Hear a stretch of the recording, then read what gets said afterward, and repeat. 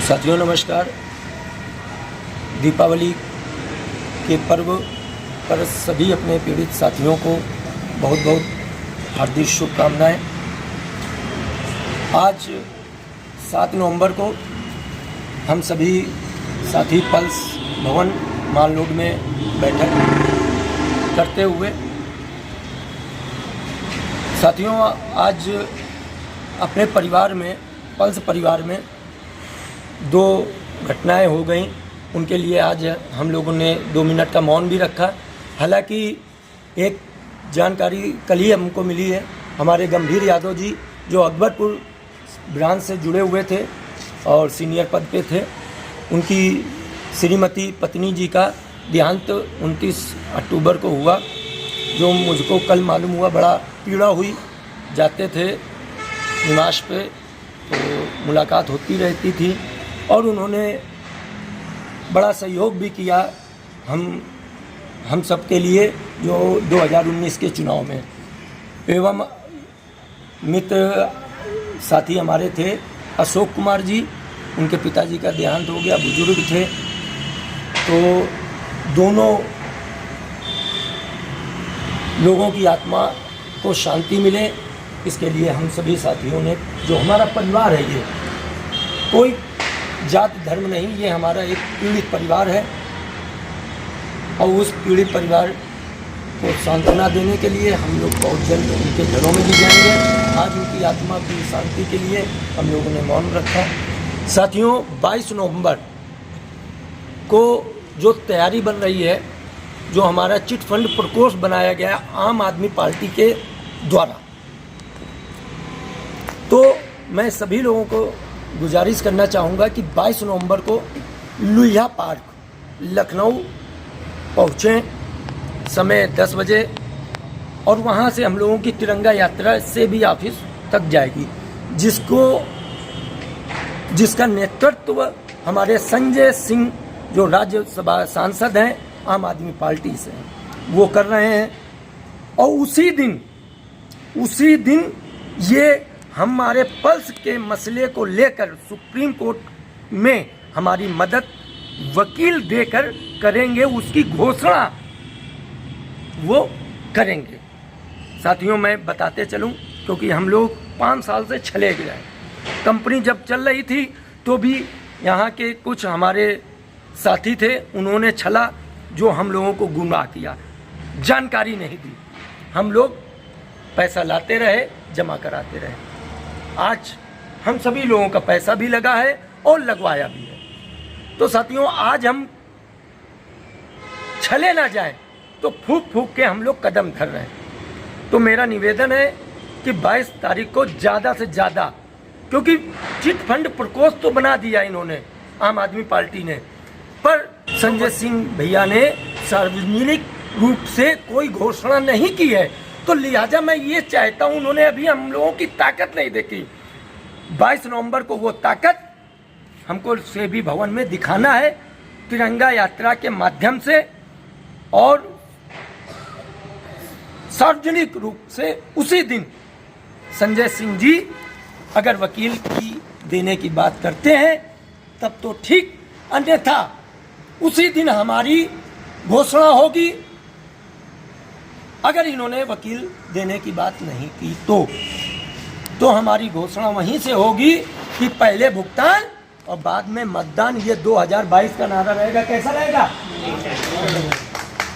क्योंकि अब छले नहीं जाना है, हमें किसी पार्टी का प्रचार नहीं करना है, हम किसी से बुराई भलाई नहीं लेंगे कि फलाने भैया सपा से जुड़े हैं, ढिकाने भैया भाजपा से जुड़े हैं, वही कांग्रेस से जुड़े रहने दो। अगर हमें अपनी ताकत फिर दिखानी है तो 2022 में पहले भुगतान, बाद में मतदान और नोटा का बटन दबाते हुए अपनी ताकत को ये दिखाना है। और अगर इन्होंने हमको वकील दे दिया तो हमें आम आदमी पार्टी के जो भी हमारे पदाधिकारी, जो भी हमारे प्रत्याशी आम आदमी पार्टी के होंगे, उनको जिताने में हमारे जितने भी पीड़ित साथी हों किसी भी कंपनी के, उनको मदद की जाएगी तन मन और धन से। क्योंकि आज हम लोगों की लड़ाई जो है पल्स कंपनी की, वो सुप्रीम कोर्ट में है। सुप्रीम कोर्ट में न कोई धरना प्रदर्शन काम आएगा, वहाँ पे वकील का काम आएगा। जो वकील हम लोगों के पास पैसे न होने के कारण से वकील नहीं हो पा रहा और वहाँ की जानकारी नहीं मिल पा रही। लिहाजा मैं यही निवेदन करना चाहता हूँ कि उस दिन हम सब लोगों को अपनी एक ताकत दिखानी है और ताकत दिखाकर उनको मजबूर करना है कि वो वकील की घोषणा करें और करने के बाद में चुनाव के पहले वकील दें। ये नहीं कि चुनाव के बाद में, चुनाव के पहले वकील दें। और जब वकील देते हैं तो उनके प्रत्याशियों के लिए हम लोग तन मन धन से प्रचार करेंगे। लिहाजा दूसरी बात, आज 2019 में एक केंद्र सरकार ने बिल बनाया था इन सभी चिट फंड कंपनियों के लिए। उसको शुक्रवार पिछले सप्ताह में हमारी उत्तर प्रदेश गवर्नमेंट ने लागू कर दिया है। बहुत लोगों को नहीं मालूम होगा, पर ताकत दिखाने से दिखती है और उसका असर भी आता है। बुधवार को हमारा प्रकोष्ठ बना लखनऊ के अंदर, प्रेस वार्ता में संजय सिंह ने बोला और शुक्रवार को कैबिनेट की बैठक हुई राज्य सरकार की और उन्होंने प्रकोष्ठ वो बिल यहाँ पे लागू कर दिया। तो मैं संजय भैया से ये गुजारिश करूंगा कि हम सबकी आवाज़ दिल्ली गवर्नमेंट केजरीवाल जी तक पहुँचाएं और दिल्ली में, क्योंकि आम आदमी पार्टी की सरकार है, तो वहाँ पे इस बिल को लागू किया जाए और जो भी वहाँ पे कंपनियों की, किसी भी कंपनियों की जमीन प्रॉपर्टी और शुक्रवार को कैबिनेट की बैठक हुई राज्य सरकार की और उन्होंने प्रकोष्ठ वो बिल यहाँ पे लागू कर दिया। तो मैं संजय भैया से ये गुजारिश करूंगा कि हम सबकी आवाज़ दिल्ली गवर्नमेंट केजरीवाल जी तक पहुँचाएं और दिल्ली में, क्योंकि आम आदमी पार्टी की सरकार है, तो वहाँ पे इस बिल को लागू किया जाए और जो भी वहाँ पे कंपनियों की, किसी भी कंपनियों की जमीन प्रॉपर्टी या संपत्ति पड़ी हुई है उनको बेचकर, क्योंकि जो बिल बना हुआ है उसमें साफ बोला गया है कि राज्य सरकारें चाहें तो वहाँ के निवेशकों का पेमेंट वहाँ की प्रॉपर्टियाँ बेचकर की जा सकती हैं। तो ये दो काम अगर ये करते हैं तो हम सब लोग तन मन और धन से आम आदमी पार्टी का सहयोग करेंगे, प्रत्याशी होंगे, अन्यथा नहीं। हमारा फिर नारा रहेगा, अगर ये दोनों चीजें नहीं ये लागू करते चुनाव के पहले, क्योंकि अब बेवकूफ नहीं बनना है, पागल बन रहे थे। क्यों बन रहे थे? क्योंकि हम लोग मजबूर हैं। क्योंकि मजबूर इसलिए है क्योंकि कहीं ना कहीं हमारी बात कोई सुनने वाला नहीं है। इसलिए हमारी गुजारिश है, पुनः एक बार हम सभी भाइयों से एक यूनिटी बनाइए। अगर ये कोई भी पार्टियां हमारा सहयोग नहीं करती हैं तो हमारा प्रत्याशी क्या रहेगा? नोटा। क्या रहेगा? जो सबसे आखिरी मशीन में बटन होता है नोटा। तो पहले भुगतान बाद में मतदान, 2022 का ये नारा और नोटा का बटन दबाकर अपनी ताकत दिखानी है। कोई जीते कोई हारे में मतलब नहीं है, हमें अपना ये नोटा का बटन दबा के अपने पीड़ित, चाहे वो सहारा कंपनी का लोग हो, चाहे हमारे पल्स के हों, जेकेवी के हों, केएमजे के हों, लोकहित के हों, चाहे प्रिज्म के हों, चाहे किसी भी साईं प्रसाद केबीसीएल कोई भी आदमी हो, आपको नोटा का बटन दबा के एक ताकत दिखानी है। अगर इन्होंने हमारी मदद की और प्रकोष्ठ के माध्यम से हमारे एजेंटों को जो परेशान किया जाता है उनकी तन मन और धन से, थाने से लेकर कचहरी तक हमारा पूरा प्रकोष्ठ उनकी मदद करेगा। सभी एजेंट साथियों से मैं गुजारिश करना चाहता हूं कि अधिक से अधिक लोग जुड़े और 22 नवंबर को अपनी ताकत दिखाएं।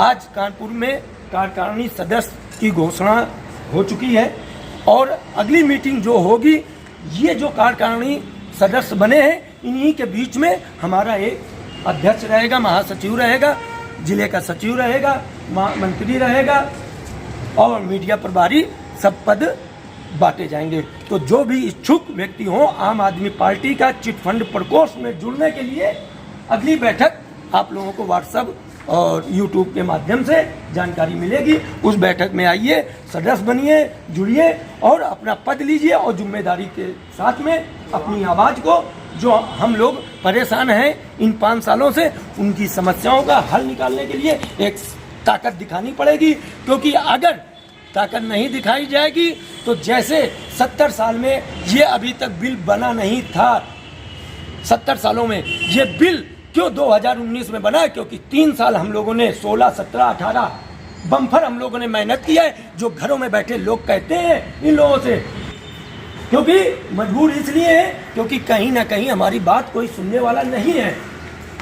इसलिए हमारी गुजारिश है पुनः एक बार हम सभी भाइयों से एक यूनिटी बनाइए। अगर ये कोई भी पार्टियां हमारा सहयोग नहीं करती हैं तो हमारा प्रत्याशी क्या रहेगा? नोटा। क्या रहेगा? जो सबसे आखिरी मशीन में बटन होता है नोटा। तो पहले भुगतान बाद में मतदान 2022 का ये नारा और नोटा का बटन दबाकर अपनी ताकत दिखानी है।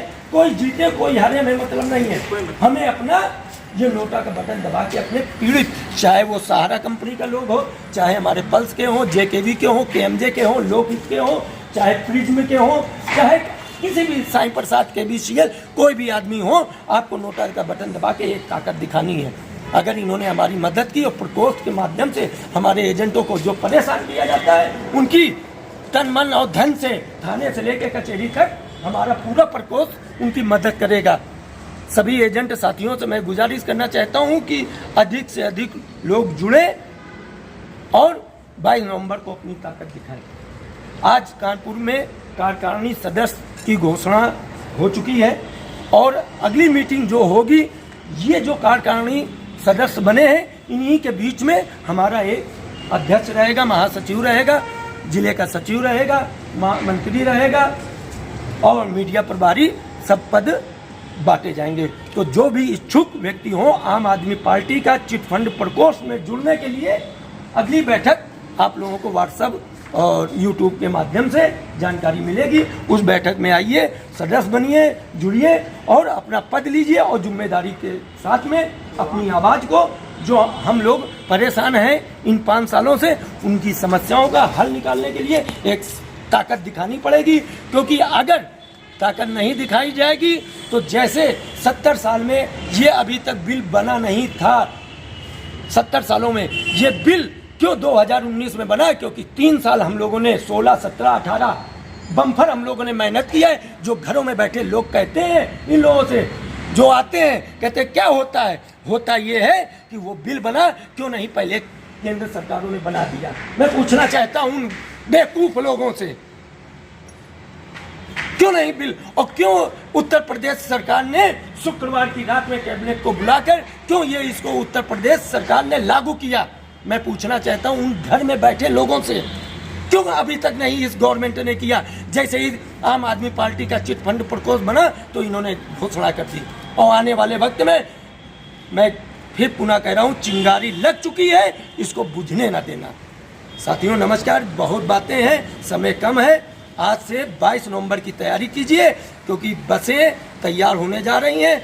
अधिक से अधिक संख्या में पहुँचे और वकील अपना ले और जो मामला है अदालत में उसको निपटारा होगा। आज पल्स का मिलेगा वकील, कल हमको वही सहारा के लिए मिलेगा।